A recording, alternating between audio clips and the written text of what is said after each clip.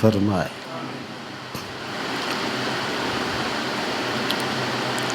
میں اکثر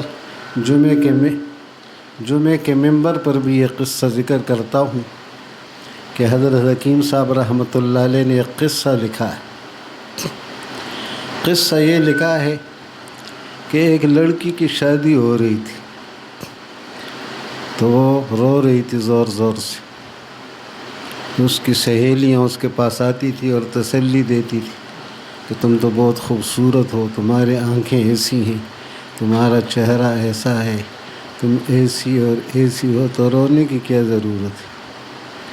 تو اس نے آگے سے جواب دیا کہ تمہاری نظروں میں تو میں بہت حسین و جمیل ہوں، لیکن جس کے ہاں مجھے بھیجا جا رہا ہے نہ معلوم اس کے ہاں میں حسین ثابت ہوں گی یا غیر حسین، اصل فکر اس کی ہے۔ تو دنیا میں بھی ہم اسی طرح ہماری آپ کی لوگ تعریف کرتے رہتے ہیں، لیکن لوگوں کی تعریفوں سے کچھ نہیں ہے جب اللہ کے سامنے پیش ہوں گے کہ اللہ پسند کرتے یا نہیں۔ جب اللہ پسند کریں گے تو پھر لوگوں کا پسند ہونا وہ کام آئے گا، اور اگر اللہ نے پسند نہیں کیا تو دنیا والے کتنے ہی پسند کرے، ان کے پسند ہونے سے کوئی فائدہ نہیں۔ ان کا ایک شعر یہ بھی میں اکثر پڑھا کرتا ہوں: زندگی پر کیف پائی گرچہ دل میں غم رہا،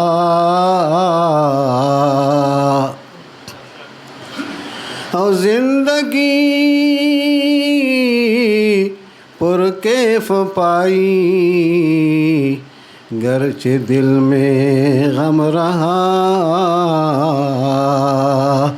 اور ان کے غم کے فیض سے ہر غم میں بے غم رہا۔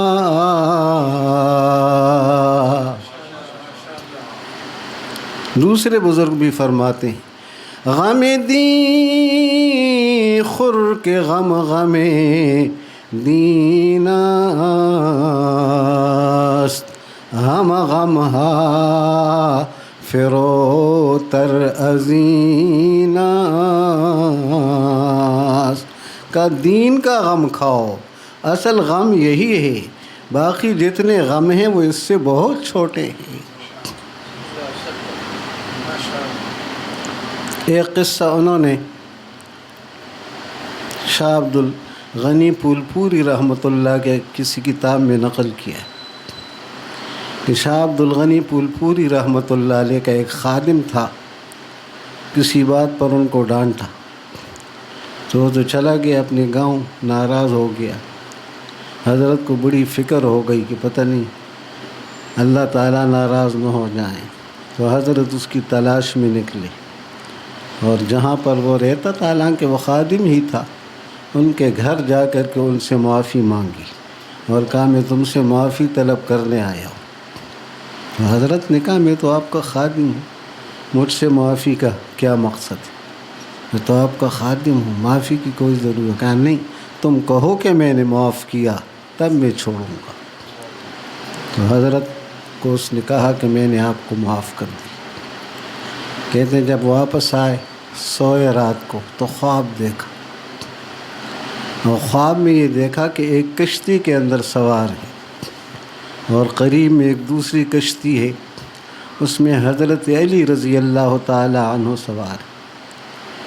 تو حضرت نے لکھا ہے کہ میرے شیخ شعر نہیں کہتے تھے، لیکن اس موقع پر ایک شعر انہوں نے کہہ دیا۔ خواب میں وہ شعر ان کو القاء ہوا، اور جب صبح اٹھے تو وہ شعر ہمیں سنایا۔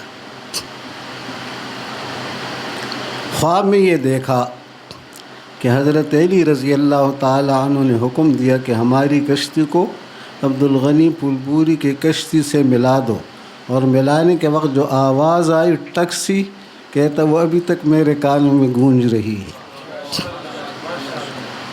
اور یہ شعر پڑھا: یا اللہ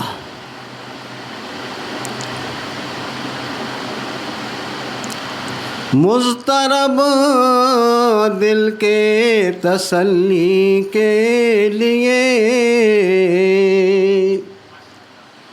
مضطرب دل کے تسلی کے لیے حکم ہوتا ہے ملا دو ناؤ کو۔ تو کہا ہماری کشتی کو علی کی کشتی کے ساتھ ملا دیا گیا، اور اس طرح ٹک کی آواز آئی، اور یہ شعر بھی زبان زد ہوا، حالانکہ وہ حضرت جو تھے وہ شعر نہیں کہتے تھے۔ تو بزرگوں کے واقعات ایسے ہیں اور ان کے تصنیفات کہ اس سے روح تازہ ہوتی ہے، زندگیاں بدل جاتی ہیں۔ کتنے لوگوں کو ہم نے سنا کہ وہ تہجد کے عادی نہیں تھے، تہجد جانتے بھی نہیں تھے۔ حضرت حکیم صاحب رحمۃ اللہ علیہ کے مرید ہو گئے تو اللہ تعالیٰ نے ان کو رات کو تہجد کی توفیق عطا فرما دی۔ کشکول مجذوب کے اندر مثنوی کا ایک شعر ہے، وہ کبھی کبھی میں پڑھا کرتا ہوں۔ از دعا نبوت مراد عاشقاں،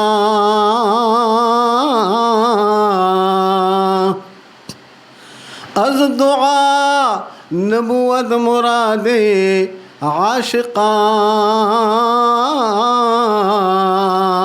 اور جز سخن گفتن با شیری دہاں، کہ اللہ کے نیک بندے جو اللہ کے عاشق ہیں ان کا دعا کرنے سے اور کوئی مقصد نہیں ہوتا، مقصد یہ ہوتا ہے کہ وہ شیریں دہاں اللہ کی ذات اس سے راز و نیاز کی باتیں ہو جائیں، گفتگو ہو جائے، اللہ سے گفتگو کے لیے دعائیں کرتے رہتے ہیں۔ جو سخن گفتن با شیریں دہاں، ماشاء اللہ وہ تو سمندر تھے، اللہ نے ان کو جو علوم عطا کیے تھے، جو مثنوی کا ذوق شوق دیا تھا، اور جو اصلاح کی اللہ نے ان کو صلاحیت دی تھی۔ میں افریقہ گیا، وہاں ہر شخص سے پوچھتا تھا تو یہ کہتا تھا میں حکیم صاحب کا خلیفہ ہوں، جس سے پوچھتا تھا وہ کہتا تھا میں۔ تو سارے خلفاء وہاں افریقہ میں تھے۔ یہاں بھی اللہ کے فضل و کرم سے اتنے خلفاء ہیں کہ پتہ نہیں چلتا، کچھ براہ راست خلیفہ ہیں اور کچھ خلفاء کے خلفاء ہیں، اور ایک سلسلہ جاری ہے۔ اللہ اپنے نیک لوگوں کا فیض اور جو اللہ سے ان کا تعلق ہوتا ہے اس کو اللہ عام کرتے ہیں۔ براہ راست میں نے بیانات بھی سنے، حضرت مجلسوں میں بھی شریک ہوا ہوں، اور مولانا ابرار الحق صاحب ہردوئی رحمۃ اللہ علیہ کے بیانات بھی سنے۔ وہ مثنوی پڑھتے تھے بڑے شوق ذوق کے ساتھ، مولانا آپ کو تو پتہ ہی ہے وہ مثنوی ذوق شوق سے پڑھتے تھے۔ مثنوی کے اندر ایک شعر یہ بھی ہے، میم واو میم نون تشریف نیست، کہتے ہیں میم واو اور میم نون مومن، اس میں کوئی شرافت نہیں ہے۔ میم واو میم نون تشریف نیست، اور لفظ مومن جز پے تعریف نیست۔ اگر مومن کی حقیقت نہیں ہے تو خالی مومن مومن، ہر شخص مومن، شیعہ بھی اپنے آپ کو مومن کہتے، منافق بھی اپنے آپ کو مومن کہتے تھے۔ قرآن کریم میں اذا جاءک المنافقون قالوا نشهد انک لرسول اللہ واللہ یعلم انک لرسولہ واللہ یشہد ان المنافقین لکاذبون۔ اور لوگ کہتے ہیں فلانا شعر فلانا شعر، یہ کون سا شعر ہے، یہ کہاں کا شعر ہے، اپنے نام کے ساتھ شعر لگاتے ہیں، اور لوگ بھی ان کو شعر کا خطاب دیتے ہیں، شعر پنجاب، شعر کراچی۔ مولانا فرماتے ہیں مثنوی میں، ماں شیراں والے شیراں علم، ماں شیراں والے شیراں علم ہم لشاں ادباد باشد دم بدم. کہتے ہیں ہم شیر ہیں، لیکن کون سے شیر؟ جھنڈے کے اوپر جو شیر کی تصویر لگی ہوئی ہوتی ہے، ہم وہ شیر ہیں.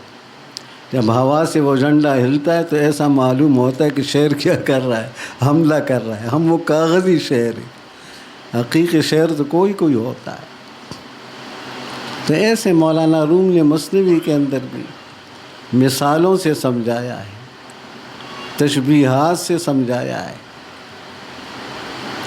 قصوں کو نقل کر کے سمجھایا ہے. ایک جگہ کہتے ہیں کہ لیلا سے پوچھا خلیفہ وقت نے کہ تم وہ لیلا ہو کہ تمہاری وجہ سے مجنون کا برا حال ہو رہا ہے، تم تو دوسرے حسینوں سے زیادہ حسین ہو نہیں، پتہ نہیں مجنون کیوں تم پر مجنون ہو گیا.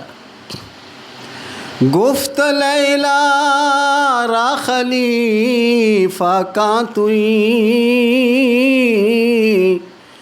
او کس تو مجنون شد پریشان و غوی.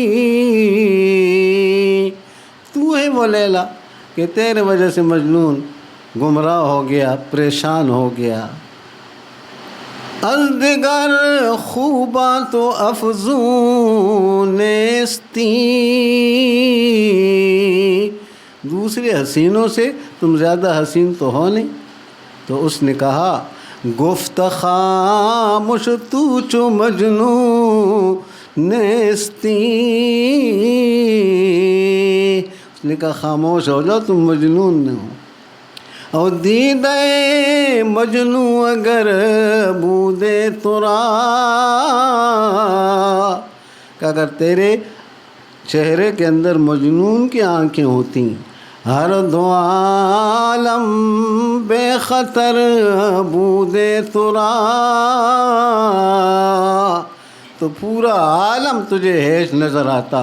مجنون والی آنکھیں لاؤ پھر مجھے دیکھو.